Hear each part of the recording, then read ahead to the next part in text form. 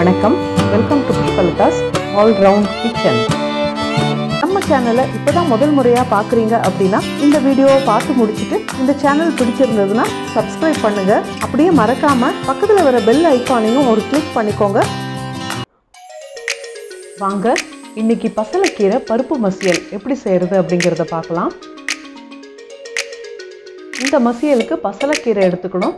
இந்த பசலைக்கீரை பாலக்குன்னு கிடைக்குது, அதுவும் எடுத்துக்கலாம். இல்லை நம்ம நாட்டு பசலை இல்லை சிகப்பு கலர் பசலை எது வேணாலும் எடுத்துக்கலாம். இது நான் ஒரு கட்டு ஆஞ்சு எடுத்து வச்சுருக்கேன். இதில் கெட்டியாக இருக்கிற தண்டெல்லாம் போட வேண்டாம், எலசாக இருக்கிற தண்டுனா போட்டுக்கலாம்.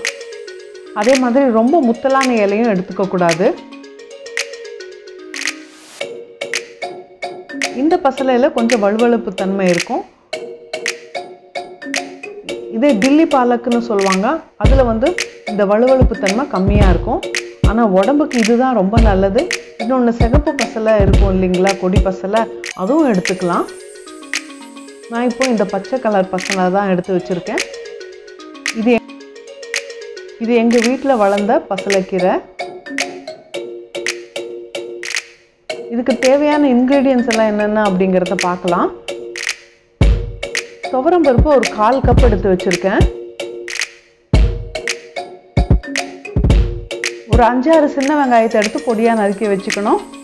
மிளகா நான் ஒரு 2 எடுத்துருக்கேன். உங்களுக்கு காரத்துக்கு எவ்வளோ தேவையோ அவ்வளோ எடுத்துக்கோங்க. பச்சை மிளகா வேணுனாலும் எடுத்துக்கலாம். பூண்டு ஒரு 5-6 பல் எடுத்துக்கணும், அதையும் பொடியாக நறுக்கி வச்சுக்கணும். கருவேப்பிலை கொஞ்சம் எடுத்து வச்சுக்கலாம். சீரகம் வந்து 1 டீஸ்பூன், தனியா வந்து 1/2 டீஸ்பூன், மஞ்சத்தூள் ஒரு 1/4 டீஸ்பூன் எடுத்து வச்சுக்கலாம்.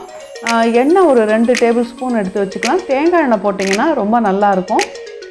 முதல்ல பருப்பை கழுவி வேக வச்சுக்கணும். பருப்பு வேக வைக்கும் போதே மஞ்சத்தூளும் சேர்த்து வேக வைக்கணும். பருப்பு வந்து ரொம்ப குழஞ்சிடாத அளவுக்கு வேக வச்சு எடுத்துக்கணும். ஒரு வாண்டிலையில் எண்ணெய் ஊற்றி சூடானதும் முதல்ல தனியாவையும் சீரகத்தையும் போட்டு பொரிக்கணும். அதுக்கப்புறம் மிளகாவையும் போட்டு பொரிச்சிடணும். அதுக்கப்புறம் பொடியாக நறுக்கி வச்சுருக்க வெங்காயம் பூண்டு 2ஐயும் போட்டு நல்லா வதக்கணும். கருவேப்பிலையும் அதில் சேர்த்து வதக்கிக்கணும். இது நல்லா கொஞ்சம் இந்த மாதிரி வதங்கினதுக்கப்புறமா நறுக்கி வச்சுருக்க தக்காளியும் சேர்த்து நல்லா வதக்கி எடுத்துக்கணும். வதக்கி எடுத்ததை இந்த வெந்திருக்கிற பருப்பில் கொட்டணும். கூடவே நல்லா க்ளீன் பண்ணி சுத்தமாக வச்சுருக்கிற பசலைக்கீரையும் அதில் போட்டுக்கணும். இதெல்லாம் கலந்து விட்டு ஒரு 3 நிமிஷம் நல்லா வேக வச்சுக்கணும். வெந்ததுக்கப்புறம் பார்த்தீங்கன்னா இந்த மாதிரி இருக்கும். இதில் தேவையான அளவு உப்பு சேர்த்துக்கோங்க. இதை வந்து நீங்கள் மத்தில் கடையிறதுனாலும் கடையலாம்.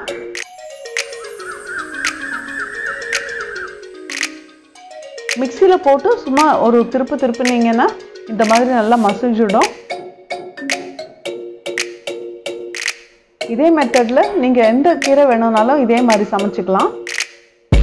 சாதத்தோட கொஞ்சம் நெய்யும் விட்டு இந்த பருப்பும் விட்டு சாப்பிடும்போது ரொம்ப டேஸ்ட்டாக இருக்கும். இந்த ரெசிபி பிடிச்சிருந்ததுன்னா இந்த வீடியோவை லைக் பண்ணுங்கள். உங்கள் ஃப்ரெண்ட்ஸ்க்கு யாருக்காவது வேணும்னா ஷேரும் பண்ணுங்கள்.